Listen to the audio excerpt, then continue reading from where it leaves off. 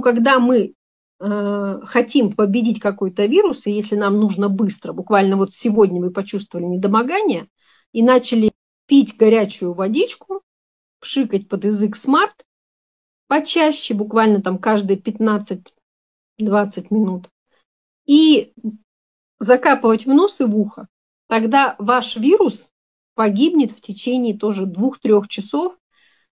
Вот вечером вы еще будете чувствовать себя не очень хорошо. Утром вы проснетесь, как будто бы не было никаких неприятных проявлений.